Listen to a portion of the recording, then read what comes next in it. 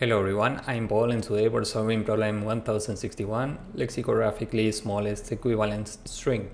This is medium and there are many ways to solve it, but here I will show you the most efficient, so keep watching. We're given two strings of the same length, S1 and S2, and we're also given a string base string.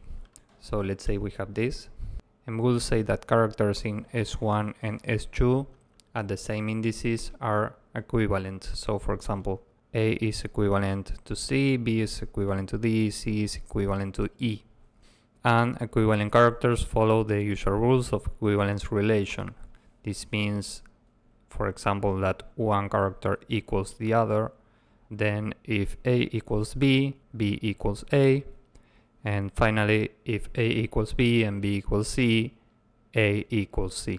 So let's see what this means here. A equals C, B equals D, and C also equals E. So here we have a graph that we can use to replace characters in the base. So let's say we start with an E. We start from here in our graph and we can replace this E with a C or with an A. So let's say we put an A here. Similarly, here we have another E, so we can replace the E with a C or with an A. Let's say we replace the E with a C this time, and here we have a D, so we can replace the D with a B. Let's say we use a B here. And we can build a lot of strings following the same logic. For example, here we could build A, B, or we could keep an E, for example, and have E, C, D, or E, C, B. Now I think you get the idea. With this base and with this information, we can build a lot of equivalent strings. So our job here is to return the lexicographically smallest equivalent string, which in this case is A, B. And now the question is, how can we solve this? And there are many ways to solve this. We can use BFS or DFS. And the strategy could be the following. We can iterate this from left to right, and every time we are taking each character as the source, and we are running a BFS on the current path, and we are keeping the minimum character. So for example, if we start from E, we run a BFS or a DFS from this source, and we are keeping the minimum character in this path. So we are keeping with this A. So we put an A here. Next we have another E, so we do the same and we put another A. Next we have a D. So now this is the source, this is the path, and the minimum character here is B. So we put a B here and we return this. Or even better, you could have an array with size 26 to store the 26 characters in the lowercase English alphabet. And we could run a BFS in each of those 26 characters, and that would give us the root for every character. So for example, we have A, B, C, D, and the root for the character D would be an A. So here we will store A. And then we can run a simple for loop here and check which is the root for each of these characters, and we replace the current character with the root for that character. So in this case we replace E with A, we replace E with A, and we replace D with B. Now you can try this. If you haven't, this runs in roughly big O of n plus m. But here I want to show you another approach. I want to take this opportunity to talk about something called union find. So let's see how this works. For this approach, we'll have a map. We'll call this union find, and here we will store all the equivalences. So first, every character in these strings equals to itself. So for example, A equals to A, and so on. Now we will iterate these strings from left to right from index 0. And remember, this algorithm has two parts, the union part and the find part. We will start with the find part. For the find part, we need to find the root of an element. Keep that word in mind. So for example, if we are at A and C, we are trying first to find the root of A and the root of C. In this case, the root of A is A itself, and the root of C is C itself. So now that we have the root of each character, we move to the union part. And here we will compare the root of A with the root of C. And we will check which character is smaller, because remember, we are trying to find the lexicographically smaller string that we can build. So in this case, A is smaller than C. So we will replace this C with this A. And now C equals A. Now we did the union part. Now we update the I pointer, and now we have B and D. So first we do the find part on B. So we are looking at the root of B, which is B. And then we are looking at the root of D, which is D. And now we are checking the union part. So B is smaller than D, so we keep B and we replace D with a B.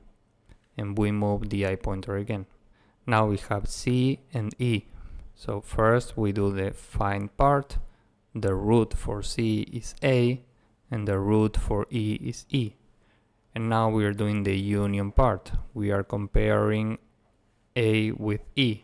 And A is smaller, so we replace E with A. And now with this information, we can iterate the base from left to right, starting from index 0 also.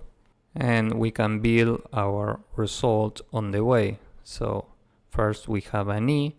So now we will run only the find part on every character. So the root of E is A. So we add A to the result, we update I. We have another E, so we put another A in the result. Finally we have a D, and the root for D is B. So we put B in the result. Now we reach the end, and we return the final result. This technically has the same time complexity as BFS and DFS, but we are working with this map here, and we are using only one value for every key. While when we work with DFS and BFS, remember we usually use adjacency lists, and there we store arrays usually, which contain more than one value.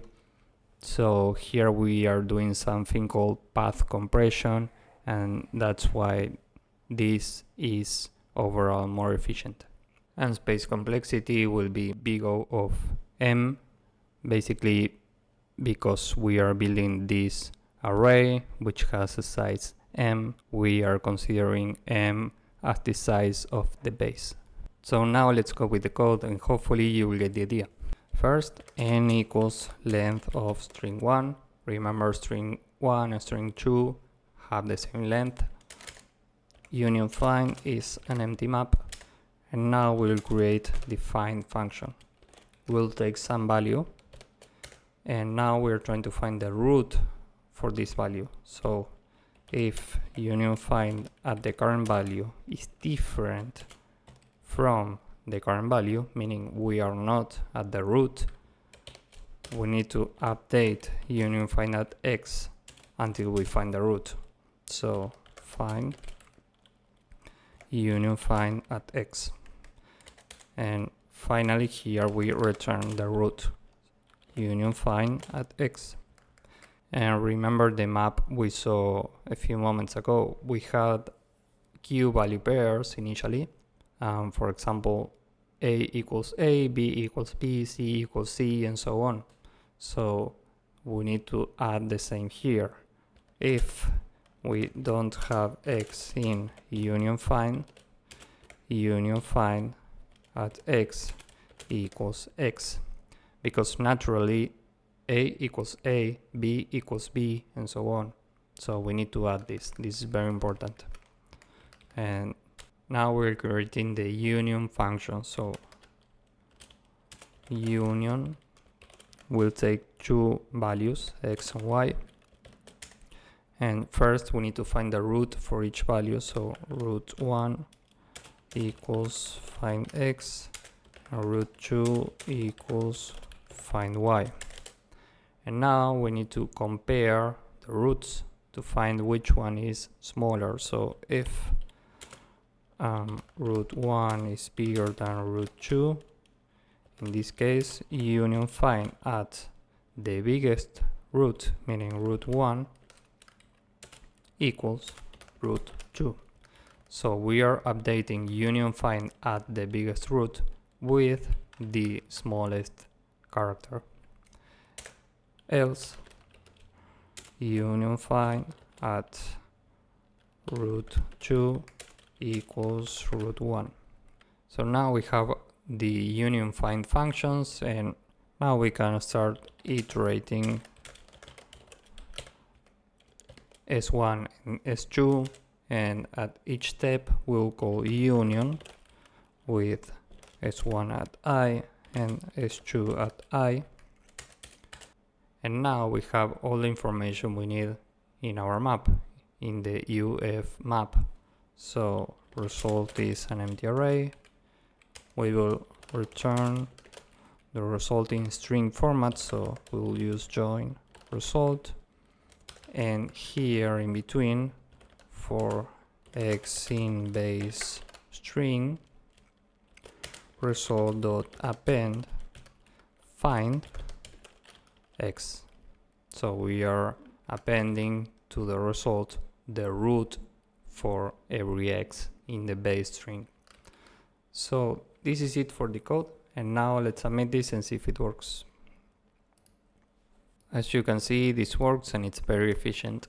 So if you found this useful, please drop a like, subscribe, and see you in the next one. Bye bye.